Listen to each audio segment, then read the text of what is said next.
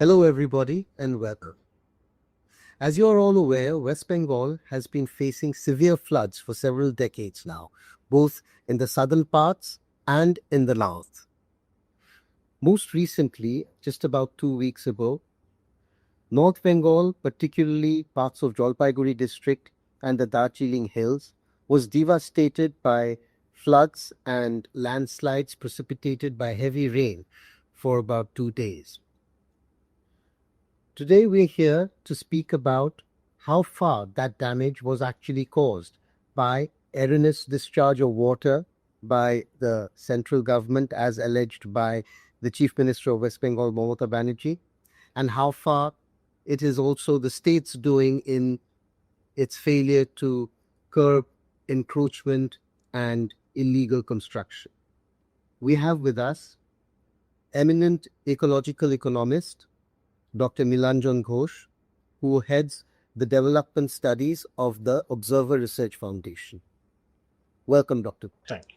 Dr. Ghosh, Mamata Banerjee, our Chief Minister, has alleged that this was a man-made flood and that erroneous discharge of water was the main reason behind it. Would you agree? Well, let me come to this point, the issue of calling a flood man-made. First of all, let us understand scientifically. Floods and droughts are essentially integral components of the broader eco-hydrological cycle. So floods are going to happen and droughts are also going to happen. You cannot avoid them. Neither you can defy or deny them. The issue is that the concern right now is not with the floods, but with the flood damages. How are flood damages caused? Flood damages are essentially caused because we come in the way of the river. It's not that the rivers have come in our way. Now, as far as, when we talk about flash floods, when we talk about some other elements, or suppose a sudden release of water from a dam, in case, in fact, early warning systems are not there, the flood damages might increase. You might not anticipate this kind of a deluge coming out of that. So, however, it's very unlikely that a sudden release of water happens without any kind of early warning, especially when a construction is there, and a construction like, say, the Damodar Valley Corporation, which was meant essentially as a multi-purpose project. One purpose was definitely related to flood control. The other purpose was related to hydropower generation as well as thermal power generation. The concern is that whether these structures are actually effective in today's world, given the forces of global warming, climate change, and also the fact that there have been a host of encroachments, embankments being constructed, unplanned urbanization happening. Presently, in fact, these structures are not effective to meet the real world challenges. That is the whole concern. So it's a multiplicity of concerns, a multiplicity of variables that have actually aggravated the flood damages. Now, floods by themselves, as I stated, these are integral components of the broader eco-hydrological cycle. They have their own benefits as well, especially, in fact, if you are concerned with this entire basin, which we call the Ganga-Brahmaputra Meghna system, Meghna basin as such. Now, one big characteristics of floods out here, of the GBN basin or of the Himalayan river system as such, is that they are not merely the liquid flows or water flows. They also have the solid flows called the sediments. And that is why, in fact, in our research, Jayanto Bandyopadhyay and I, we often used to call the Himalayan river system as an equilibrium of webs, water, energy, biodiversity, sediment. So if you construct, suppose, say, a project, get into any kind of structuralist engineering system, to extract hydropower, what you are going to disrupt is the entire flow regime. The sediments are going to drop further upstream, right? And at the same time, on the basis of this presumption that that these are flood control measures and we are not going to have any kind of release or whatever, you keep on having unbridled urbanization, unbridled economic development, urban development further downstream. And in case, suppose, say, the river changes its course in case, suppose say there is some kind of a flash flood, in case there is some kind of a cloudburst, the system by itself has become already unsustainable to govern this kind of a deluge. And that is the whole problem. So it is not really the lack of early warning system. I don't think an early warning system was not there, given that there was a flood control measure. It is a multiplicity of factors which have actually aggravated the flood damages, in fact, in North Bengal or further downstream to of the Tees.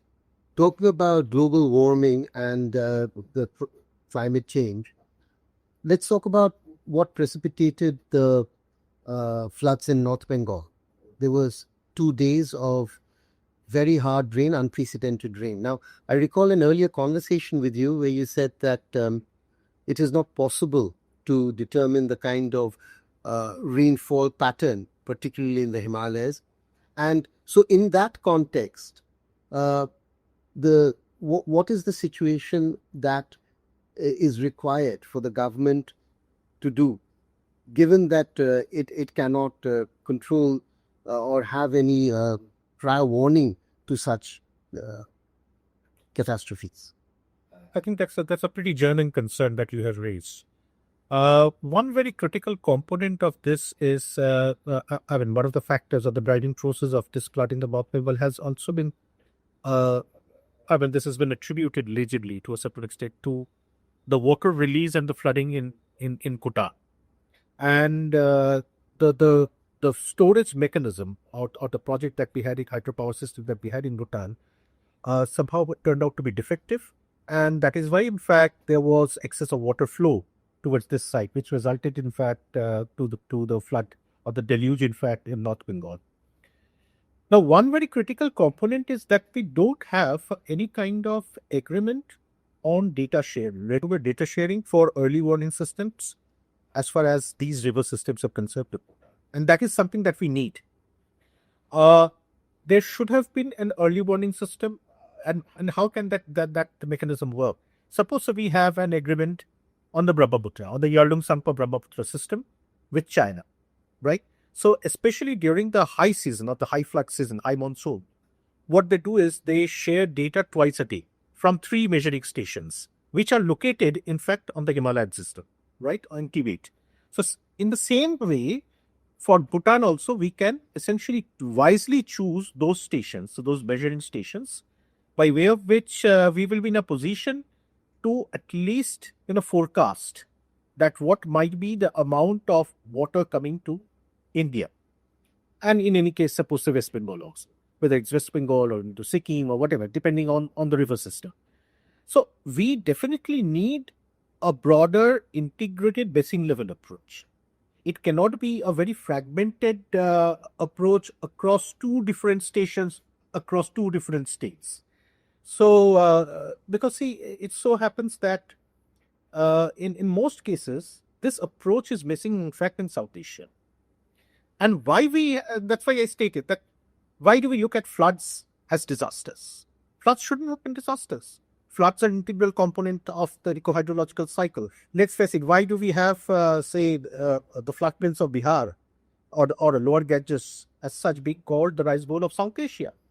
This is because of the fact that flood waters, we used to have floods.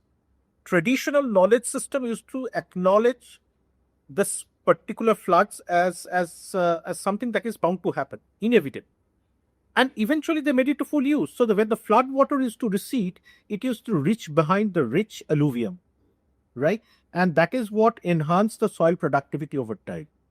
Now, when we created these large embankments, we created these large structures driven by our entire hangover of that British colonial engineering legacy, we actually impeded on the working of the natural ecosystem processes of a river basin. So we converted floods to flood damages. We converted, the ecosystem services of sediments to disservices of floods. We essentially stopped the sediments from flowing to the delta with the construction of the Farakka barrage, which is arresting the sediment farther upstream. We essentially arrested all those sediments which were making up The Ganges Delta by itself, Kolkata is part of the delta, it's not part of the active delta, tidally active delta. The tidally active delta is further downstream, which we call the Sundarbans here, right? And the Sundarbans is shrinking. The Ganges Delta is shrinking because of two forces. One force is sea level rise, global warming and climate change causing the sea level rise. The other force happens to be the fact that the sediment which used to flow through the creeks and the canals and the distributaries are not flowing there. That used to resuscitate the lost land. So eventually, the delta is shrinking because of one, the global force of global warming and climate change, and the subnational local force of the Farakka Barrage. So this is a critical condition which we are exposed to at this point in time. So it is floods, it is a multiplicity of factors which have made floods a damage out here, a negative factor out here, and we need to correct courses in some way or the other. But correcting courses is going to entail a huge cost. But you said something very interesting, which is you talked about a colonial hangover as far as engineering is concerned. Now, did you by that did you imply the numerous hydropower projects that are there in Sikkim and some in West Bengal? And are you saying that these are outdated projects, or they need to be modernized or substituted by anything else? See, the problem with hydropower in the Himalayas is that we never consider the cost holistically. What is the prime problem? The prime problem is that if you drive across the Teesta, on the banks of the Teesta itself, right from West Bengal to Sikkim, you will find some 29 or 30 hydropower projects. Some of them are working, some of them are non-working and non-functional. Now, what is happening in the process? Especially during dry season, you won't find adequate flow. There are some 24 or 25 or 26 hydropower projects which are planned in Sikkim. Around 4 or 5 of them are in West Bengal, which are functional. But you will find that none of these are essentially run-of-the-river projects, despite being claimed as run-of-the-river projects. By run-of-the-river projects, in the sense, you are simply using the flow to generate hydropower, and that doesn't really alter the flow regime. It doesn't really impede the flow as such. But you will find that there is a storage mechanism, some kind of a pondage, right, at the upstream of those projects. This is precisely because during the dry season, that is the summer months, the river runs dry, the draft is sufficiently low, the flow is not adequate enough to essentially generate that hydropower just by the flow by itself. So in that case, they essentially store the water and eventually release the water for flow. So they have to, maybe for hours they're storing the water. And probably the hydropower is generated barely 5 to 6 hours in that entire day. And this is problematic because, first of all, the river is getting fragmented. I mean, geographers often talk about, or hydrologists also, they often talk about this phenomenon of integration. A river is an integral unit, right? So now this entire fragmentation of river kills the river. So the water is not going downstream maybe for 12 hours in a day or 6 hours in a day. And eventually that results in a complete disruption in the ecosystem structure of the basin. What about the fisheries? What about other species? What are going to happen to those? And in the process, you will find that once, in fact, you reach, say, a space like, say, Kajal Doba, in fact, on the Teesta, where a certain amount of water had to be diverted for urban needs, especially for this growing urban centers of Jalpaiguri and Siliguri.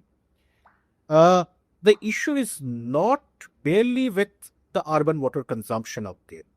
On both sides, there are also large patches of dry season paddy that are getting cultivated too. Dry season paddy is essentially a major water guzzler because it's completely irrigated. The same phenomenon prevails in Bangladesh as well. Now, hydropower by itself is not merely the killer of the river system. Hydropower or any form of construction, a storage mechanism, hydropower, whatever you call it, a multi-purpose project, is the hydropower sustainable on the Himalayas? That is also a big question on the Himalayan system as such. First of all, we should not forget the fact that many of these projects are constructed in extremely active seismic prone regions. There are two critical knowledge bases which are missing, in fact, in this entire scheme of things. One thing is related to purely what you call the mechanism of cloudbursts. Why do cloudbursts happen? And how do we predict that cloudbursts are going to happen? This science is still not properly understood in the Himalayan system. That is one. Second is, are we really in a position to predict seismicity? Can we really forecast, say, earthquakes? If earthquakes happen, what is going to be the downstream impact of these barrages? If suppose there is a dam burst. So these are some of the critical questions that remain. So hydropower in the Himalayas, whereas in fact you might be getting extremely attracted and might feel that, well, it's a great thing happening. I mean, there's huge hydropower potential, no doubt about that. But what are the costs? What are the downsides of it? And these costs are never featured in the entire scheme of the cost-benefit analysis of these projects. That is something that we have to take into consideration. And that is where it is not merely the economics of things that will dictate the entire decision making of hydropower. It has to be the holistic ecological economics that has to be inbuilt in the holistic cost benefit analysis, or what we call the integrated cost benefit analysis of hydropower projects. And that is something that is simply not there in the existing discourse. So hydropower projects can be good if, suppose, say, you have considered all the precautions, if you have in some way or the other incorporated all the associated costs, if you have designed it in such a fashion so that the risks are also been considered.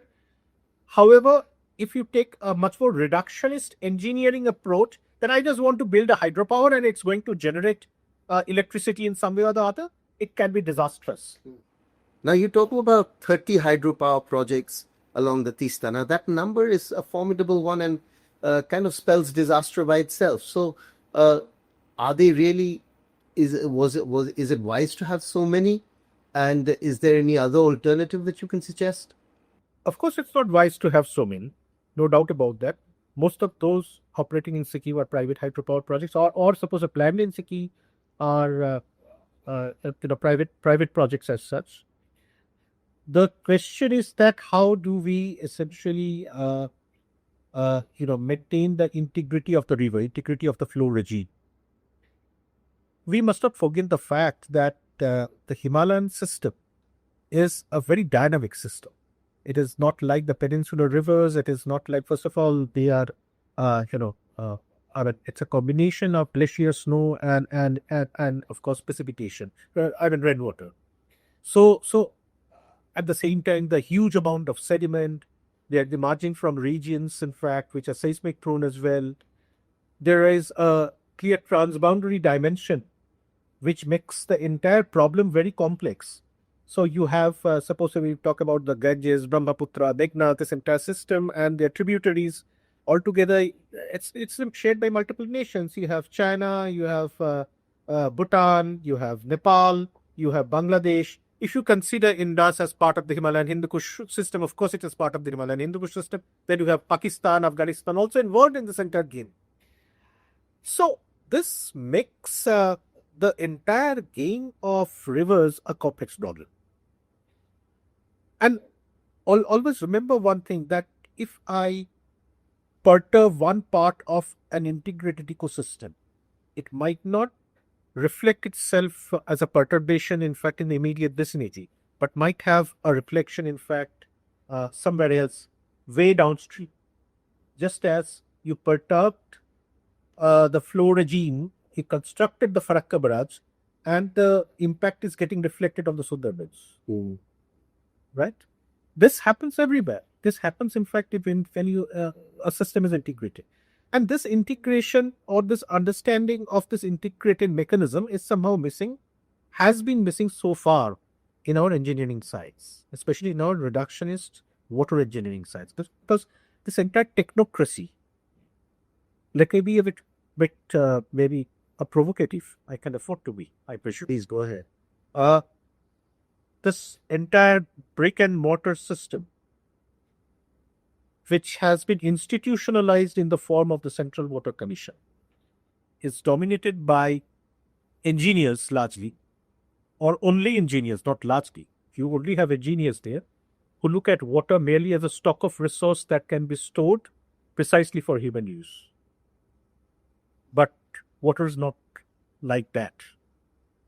Neither is for short-term human use. If man or human or civilization has to survive, we have to look at water as I stated, as an integral component of the natural eco-hydrological cycle on which life is dependent, on which ecosystem structures are dependent, which is providing which functions in its own organic way and provides the human society with various ecosystem services. And these ecosystem services are the services provided by the natural ecosystem, that is the basin ecosystem, through its own organic functioning. And if we impede on that, then the ecosystem structure gets disrupted. That disrupts the ecosystem function, that disrupts the long-term ecosystem services, like soil formation, in fact, in the delta, like fisheries. Fish catch will decline over time. This happened, in fact. That is why if you look at the global examples, you will find that across European Union and the US, by 2015, around 500, more than 1,000 projects have been decommissioned. That is precisely the no, don't forget the fact that between 1920s and the 1960s, they were the ones who were talking about dams. US went from 1920s to the 1960s. I mean, that's considered to be the dam building decades for the United States of America. And today they are the ones, in fact, who have been decommissioning dams. European Union decommissioned dams, in fact, throughout the 1990s, 1980s and 90s. And in certain cases, they found that the fish actually returned on the water, returned on the stream. They have been incentivizing the farm community to keep water in stream through various mechanisms. Now, one of the reasons why, in fact, the desert area dried up farther, in fact, in western US was precisely because of dam construction. So, out here also, we have to get out of this entire mindset that dams been developed. We need structures which are better informed. We have to think about a more integrated social ecosystemic dynamics for designing these structures. We cannot think of structures which are unsustainable, which are going to cause further damages than the benefits. And we the humans are going to bear the cost. Let's face it. You're talking about today in this entire mechanics of global warming and climate change. We should not forget the fact that we are the perpetrators and we are the victims. Conservation is a selfish human need for its own development, for the progress of the civilization. And that is precisely why we cannot only think of growth, we also have to encounter the costs of growth. And the biggest cost of growth that we are encountering at this point in time is climate change. So, Mamata Banerjee was not really too far from the truth when she said that there is no need for dams anymore, for which she got quite a bit of criticism from her political opponents. Well, let's face this. Do we don't need dams? Do we need dams or don't we? That's the big question. Do we need the DVC? Out here, let's face this. The bigger question was not with dams in Jimmy. The concern was with DVC, Damodar Valley Corporation. DVC was a structure of the 1940s. Let's not forget that. It's a multi-purpose project. Even today, a certain component of electricity in this part, West Bengal, Jharkhand, especially in fact, this part of West Bengal is dependent on the DVC, including Hydel and Thawana. Do we have an alternative? That's the big question. We need to create alternatives. We need to create the substitutes. Second is the flood control. DVC was also a structure which was going to help, in fact, in the context of flood control. Is it going to serve the purpose? Well, the entire dynamics, the knowledge system, everything has changed over time. Can the DVC really control flood? If at all there is a very high precipitation in its downstream, it can't. Can the DVC control its flood beyond its capacity? It can't. The mechanism of flooding or the monsoonal precipitation mechanism has changed over time. And this structure has not evolved over time. So you cannot think of a static solution for a dynamic problem. DVC is a static solution, a static structure, which remains as it is. And the problems have, of course, it has evolved over time. So, well, you have to think of a different structure, but that doesn't mean that today we don't need dams.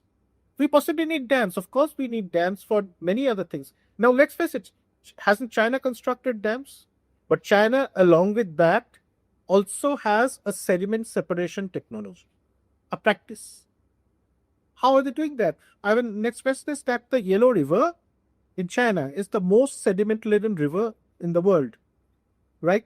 You have constructions of that.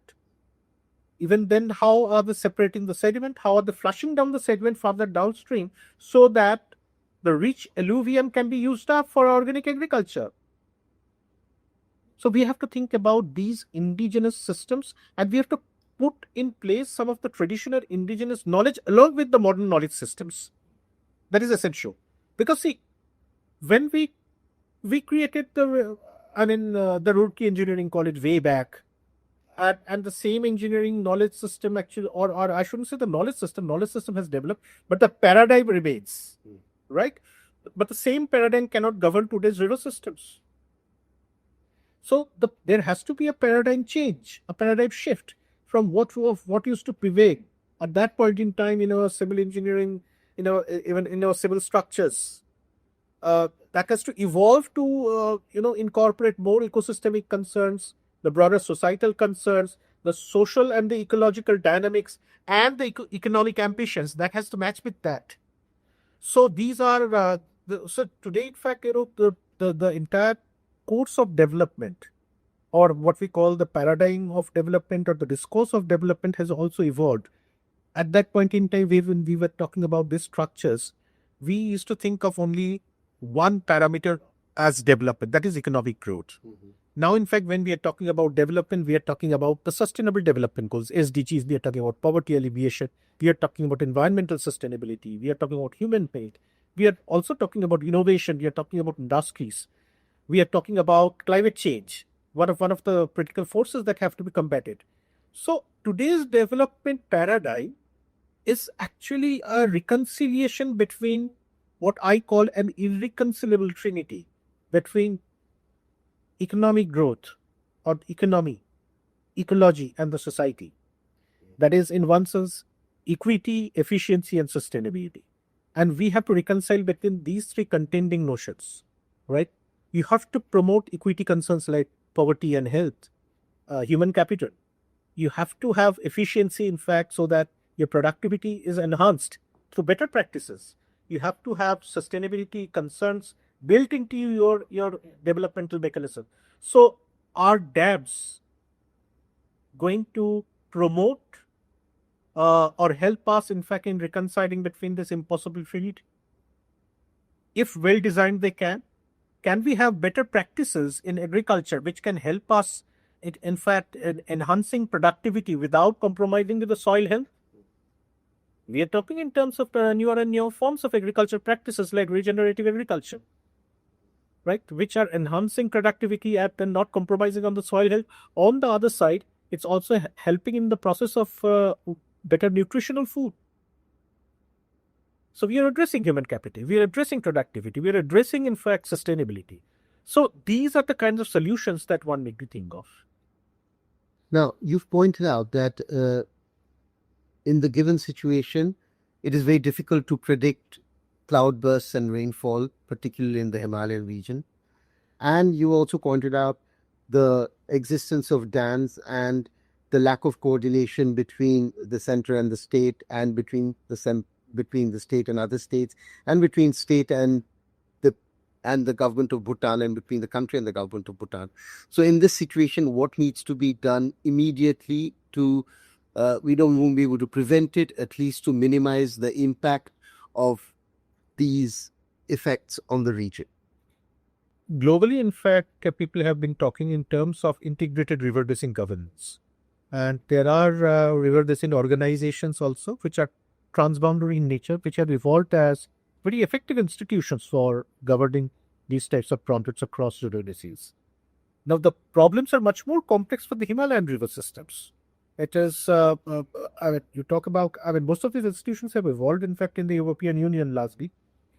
You also have one instance in the Himalayan river system where you have quite an effective institution working, that is on the Mekong Basin. So, the problem in this case, when you talk about the Ganges and the Brahmaputra system as such, and the Himalayan rivers which are passing through India, is that you also need, a congenial geopolitical scenario to evolve with an integrated approach. Given the hydropower or the geopolitics, especially in South Asia, it will be difficult to develop something like a transboundary river basin organization, but that would have been an ideal platform. Had there been cooperation, had there been some kind of an agreement between India, Bangladesh, China, Bhutan, Nepal all together, and you form a transboundary river basin organization for the Ganges, Brahmaputra, Meghna system altogether. Now, even if that is not there, to a certain extent, some of these memorandum of understandings can be worked out, MOUs can be worked out between the nations across certain problematic in the sense are in risk-prone river basins where you have these problems of flash floods or say cloudbursts can happen, by way of which data can be shared. And in some way or the other, this is going to lead to development of an early warning system through better modeling. So if India, Bhutan, India, Nepal, Bangladesh, India, it exists in fact in the context of the Ganges water agreement, we share the flow data given the prices. But in certain contexts, we can even have a much more holistic agreement across these nations which are operating in fact in a transboundary framework for data sharing for the floods, which we have with China. But in China, of course, I have criticized the existing agreement given the fact that the choice of the measuring stations are not proper. In fact, they are not helpful at all for giving us any kind of early warning. Here, in fact, there has to be a proper scientific basis of choosing those measuring stations from which the upstream nation can actually share the data with the downstream nation. In that case, if you create the proper early warning system, you can definitely have a much better way of managing the flood damages, A. B, a better knowledge which can in some way or the other can help us in understanding the course of the river. This is long term. While the agreement is a short term in the sense we can do that immediately within a year or so. But in the long term, let's understand the course of the river. Because let's face it, the river, every Himalayan river changes its course. That is because of sedimentation. We used to have this entire notion of creating this what you call the flood zones, right? That this is essentially the floodplain zoning and whatever, and the floods are going to happen here. But those models are going to fail. Let's also use some traditional knowledge. Just take at a point in time, all these, if you talk about traditional knowledge systems, they were aware on how the river actually changes its course over time. So the flooding, everybody knew that the flooding is going to, the flood might happen in fact on the east bank, and tomorrow it might happen on the west bank or the north bank or the south bank, depending on that. So you have to create the space for the river. Don't come with the river space because of your unbridled ambition to grow, because of your unbridled force of urbanization. So you are coming in the way of the river. That is precisely why your properties are getting damaged. So if we have this kind of proper knowledge system by way of which we create those processes where we are not going to encroach it into the space of the river, we will be in a better position to govern the floods. Third is that don't try out these man-made measures of embankments. In most cases, our very myopic local level knowledge has actually, by way of which these embankments have been created, have actually resulted in embankments getting breached over time. And that actually aggravated the flood damages. So here also, in fact, it is very important to understand the course of the river, to understand to what extent the river can expand its might, can expand its two hands. So one should not come in the way of the river and consider that entire path as the river rights. So an integrated approach can only happen if we can have a better integrated social, ecosystemic, economic knowledge of the river system. Such a pleasure talking to you, Dr. Ghosh. Thank you so much for sparing the time. Pleasure. Thank you so much.